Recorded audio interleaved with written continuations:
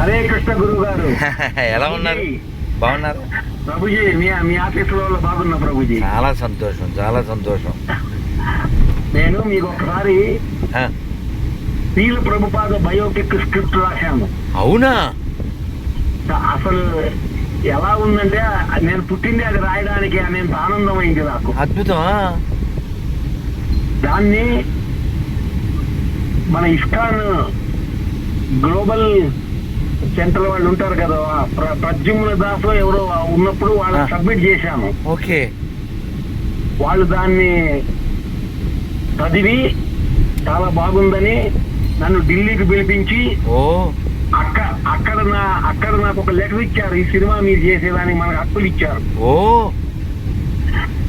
ఆ సినిమాని చేస్తే ప్రపంచం మొత్తం ఇస్కాన్ గొప్పతనం, శ్రీల ప్రభుపాదుల వారి సౌజన్యం, వారి ప్రేమ, వారి కరుణ, వారి పాండిత్యం అన్ని ప్రపంచానికి వెల్లడవుతాయి.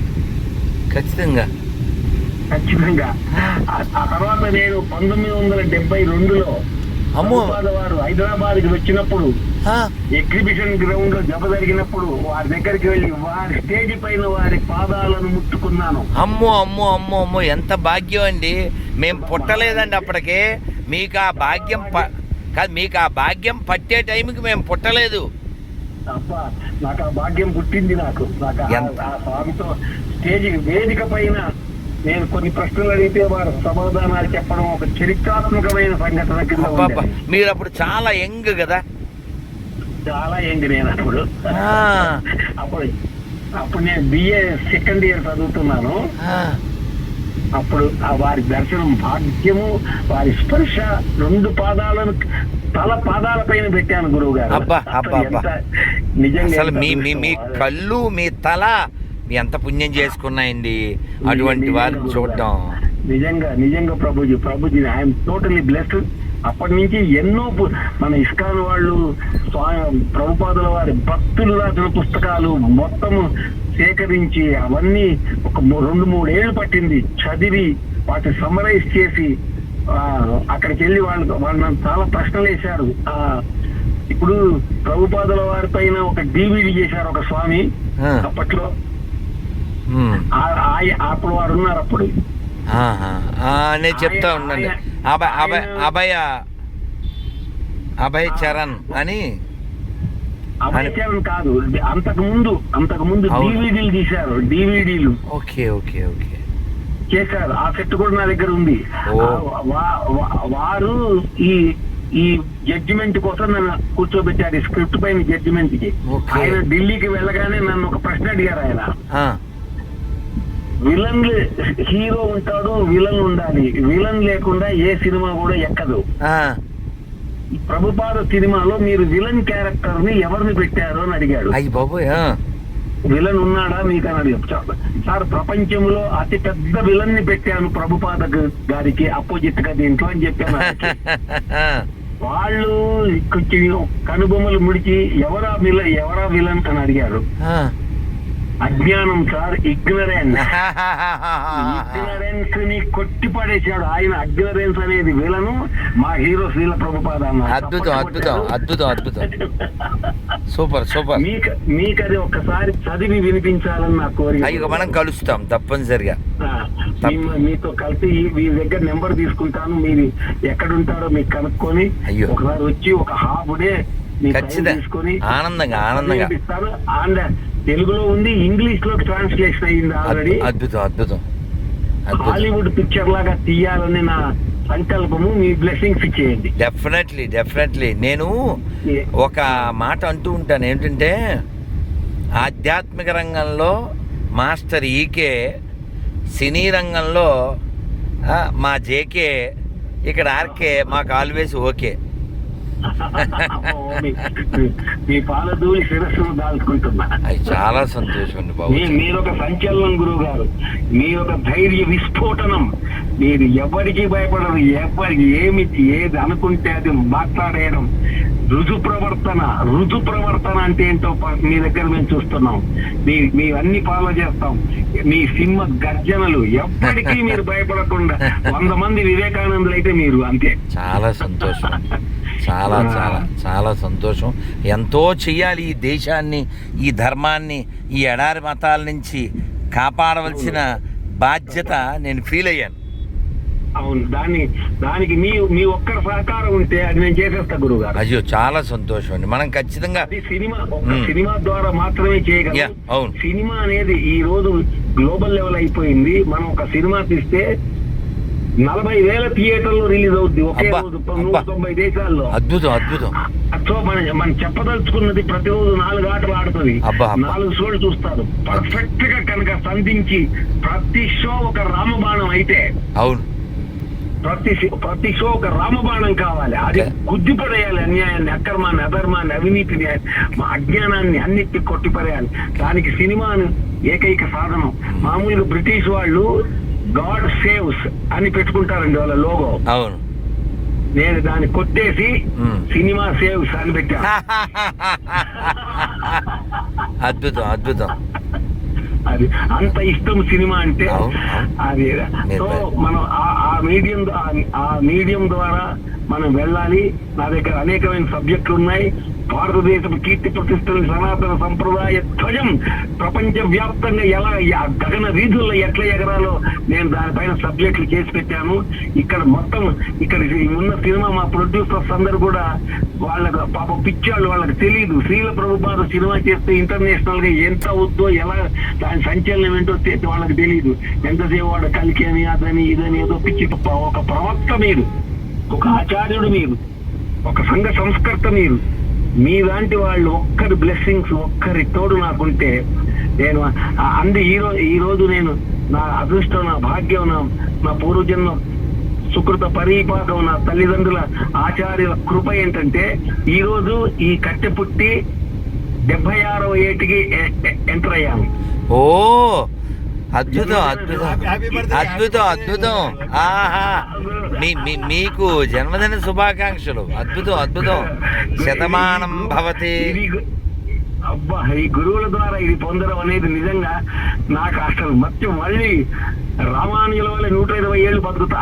అద్భుతం అద్భుతం అద్భుతం అద్భుతం. అంత బలం వచ్చింది మీ ఆశీర్వాదం. అద్భుతం అద్భుతం అద్భుతం అద్భుతం. గురువుగారు చాలా చాలా చాలా. నాకు మీరు అలా మాట్లాడుతూ ఉంటే నా మనస్సు, భారవి కవి ఉన్నారు కదా, మీకు ఆ పేరే కదా పెట్టారు.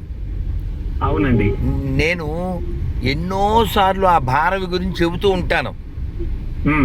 అలా చెప్పినప్పుడు మీరు గుర్తొస్తూ ఉంటారు.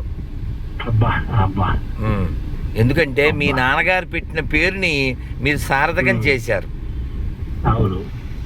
ఎందుకంటే పుట్టడం అందరూ పుడతారు, ఏవో పేర్లు పెడతారు, కానీ సార్థకం చేసుకునేది కొందరే. నేను ఒక ఇంట్లో పుట్టి ఇంకొక ఇంటికి దత్తత వెళ్ళాను. ఓ, దత్తనామం ఇది భారవి. మా అమ్మ జయశ్రీదేవి గారు చాలా పెద్ద కవయిత్రి, చాలా విషయ జ్ఞానం తెలిసినటువంటిది ఆమె. నేను దత్తత తీసుకున్నప్పుడు నా బిడ్డకు నా పేరు పెట్టుకుంటా అని భారవి అని పెట్టింది. అప్పుడు నేనేం చెప్పాను, అమ్మ నాకు ఒక ఇంటి పేరు కావాలి కదా, నాకు ఒక ఇంటి పేరు పెట్టుకుంటా అని జేకే అని పెట్టాను. జేకే అంటే జయశ్రీ కుమార భారవి. ఓ, మా అమ్మ పేరు జయశ్రీ. అలాగే బాగుంది. గౌతమి పుత్ర శాతకర్ణి లాగా జయశ్రీ కుమార్. ఇప్పుడు నా పాస్పోర్ట్ లో గానీ, ఆధార్ కార్డు గానీ, బ్యాంక్ అకౌంట్లు గానీ మొత్తం అంతా కూడా జేకే భారవి అనే ఉంది. ప్రపంచానికి మీరు అలాగే తెలుసు కదా. అవును. అంతకుముందు కూరత్తాళ్వార్ల తిరువంశంలో పుట్టావు. రామాంజుల వారికి సంబంధం. నా పేరు పూర్వనామం సుదర్శన భట్టర్. ఓ, శ్రీ వైష్ణవ కుటుంబము. అవును. ఇక్కడికి మేము అక్కడి నుంచి శ్రీరంగం నుంచి శ్రీ వైష్ణవ దీనికోసం తెలంగాణకు వచ్చారు. నిజాము మా తాతగారికి 18 అగ్రహారాలు ఇచ్చారు. అగ్రహారీ కంటారు మమ్మల్ని. 1,60,000 ఎకరాలకు మేము అధికారులం.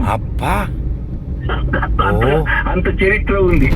అయితే మా తాతగారు నిజాంతో అన్నా అంట, మేము బ్రాహ్మణులమయ్యా, ఉపనయనము నాటి మాట ఉన్నది సుమతి అనేది మా ఆధార్ కార్డు.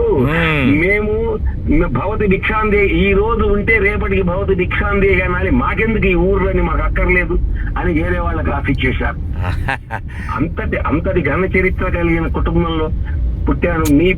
దానివల్లనే మీ బోటి పెద్దలతో ఇంతసేపు మాట్లాడి మీ ఆశీస్సులు తీసుకోగలిగాను. ఈ రోజు నా జన్మ తరించింది గురువు గారు. చూశారు, ఈ రోజు పైన ఎప్పుడు మీతో అప్పుడప్పుడు ఇలాగ మాట్లాడే అవకాశం కలిగించారు. అయ్యో తప్పనిసరి భలేవారు, మహదానందం, చాలా ఆనందం నాకు. మీరు అలా రంగనాథుని స్మరణ గుర్తు చేస్తే నా మనసు వెంటనే శ్రీరంగం వెళ్ళి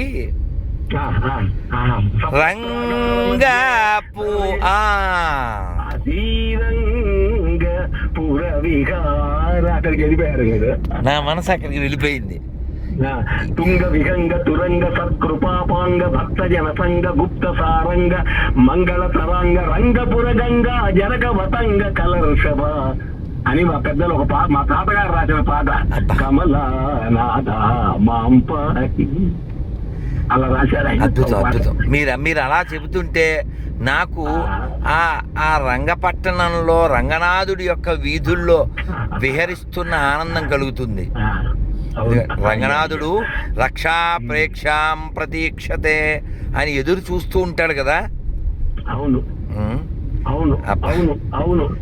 అందుకే మీలాంటి వారిని అటువంటి కుటుంబాల్లో జన్మనిచ్చి ఈ లోకానికి జ్ఞానాన్ని ఇప్పించారు. అసలు ఆ దయాంతరంగా కరుణాంతరంగా నిర్గేత కృపా కటాక్ష జాయమానుడు సత్సంగా భవని స్పృహో గురుముఖ శ్రీశం ప్రపద్య ఆత్మవాన్ ప్రారబ్ధం పరిభుజ్య కర్మ సకలం ప్రక్షీణ కర్మాంతర న్యాసాదేవ నిరంకుశేశ్వర దయా నిర్లూన మాయాన్వయ హార్దానుగ్రహ మధ్య ధమని ద్వారాద్భైర్నిర్గత.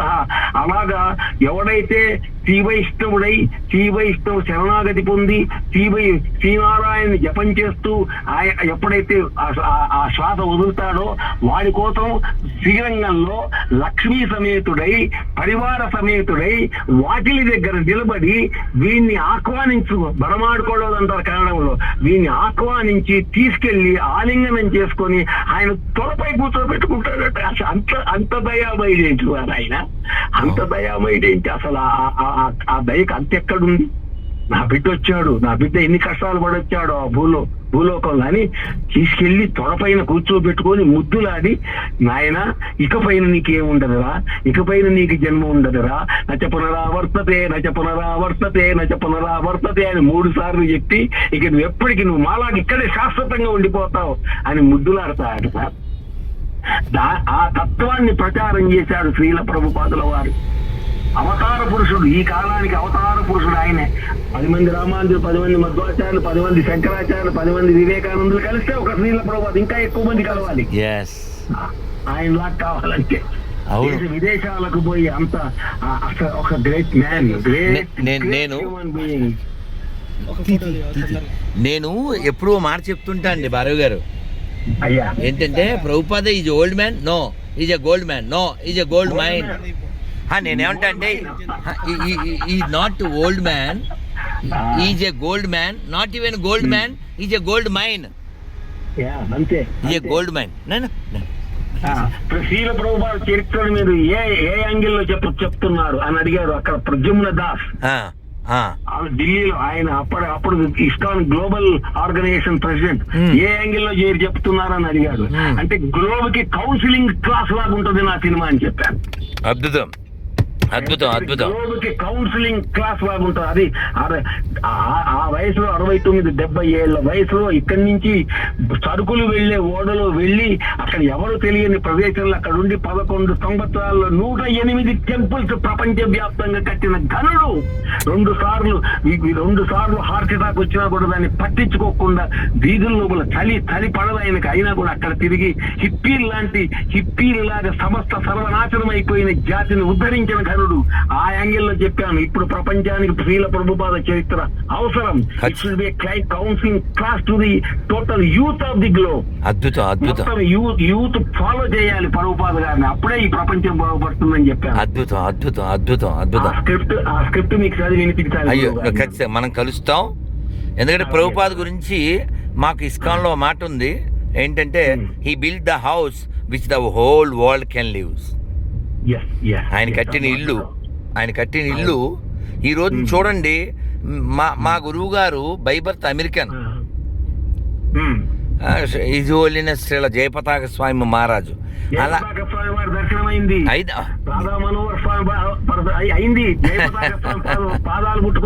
అబ్బాయి ఎంత భాగ్యం అండి. ఇప్పుడు మీరు ఇలా మాట్లాడుతుంటే మీరు పొందిన భాగ్యానికి నాకు అన్నమయ్య పాట గుర్తొస్తుంది. ఇదిగాక సౌభాగ్యం, ఇదిగాక తపము, మరి ఇదిగాక వైభవం, ఇంకొకటి కలదా అని గుర్తొస్తుంది. నిజమే గురువు గారు. I'm totally blessed sir, I'm totally blessed. జన్మని చరితార్థం చేసుకున్నారు. రంగడి యొక్క కృప అనంతంగా మీపై ఉంది. అది నేను నాకు ఈ లోకం పట్ల దుఃఖం ఏదైనా ఉందంటే అది ఒకటే ఉంది. అది కాలోజీ చెప్తారే, లోకం బాధ నా బాధ అని. అలా లోకంలో శోకం పొందేవారి యొక్క బాధే నా బాధ. లోకంలో శోకం ఎందుకు పొందాలి? ఈ దుఃఖం అనంతంగా పొందుతున్నారు. పొందవలసిన అవసరం లేదే. ఇంత అందమైన రంగడు, ఇంత అందమైనటువంటి వెంకటేశ్వరుడు, ఇంత అందమైనటువంటి వరదరాజ స్వామి వారు మన కోసం అవతరించి రంగడై, రాముడై, కృష్ణుడై, శ్రీనివాసుడై ఆయన అవతరించి నిలబడి, కూర్చుని, పడుకుని మన కోసం ఎదురు చూస్తుంటే, ఆయన్ని పొందకపోతే, ఆయనకి చెందకపోతే చెప్పండి కదా. అద్భుతం గురుగారు. మీ ప్రజ్ఞా పాఠవాలు, మీ పాండితి గరిమ ముందు మేమంతా ఊరికే అట్లా గడ్డిపోతాలండి. అంటే మిమ్మల్ని ఎప్పటి నుంచో కలవాలి, మీతో మాట్లాడాలనే ఒక తపన, ఒక యాంగ్జైటీ. మీరు ఫోన్ చేయగానే అసలు ఇంకా మొత్తం 10 నిమిషాలు నాన్ స్టాప్ గా వాగేశాను. నా అజ్ఞానాన్ని అమర్యాద, శుద్ర, చలమతి, అసూయ, కృతజ్ఞ, దుర్మాని, స్మరపరవత, వైద్యపర, నృశంస, పాపిష్ట, ఈ దాసుని, ఈ వైష్ణవాంగ్రి దాసుని క్షమించండి. బలివారు ఏం కాదు. మేము వినద్దు, మిమ్మల్ని రచన రూపంలో చూసాం, ఇప్పుడు వాగ్ రూపంలో చూసాం, త్వరలో ఇంకా సంపూర్ణంగా చూస్తాం. ఇది భాగ్యం. మీ పాదాల దగ్గరికి వస్తాం. సంతోషంగా అండి. హరే కృష్ణ. మరొక్కసారి మీకు జన్మదిన శుభాకాంక్షలతో దీర్ఘాయుష్మాన్ భవ, శతమానం భవతి. హరే కృష్ణ. జై రామానుజ. జై రామానుజ. హరే కృష్ణ.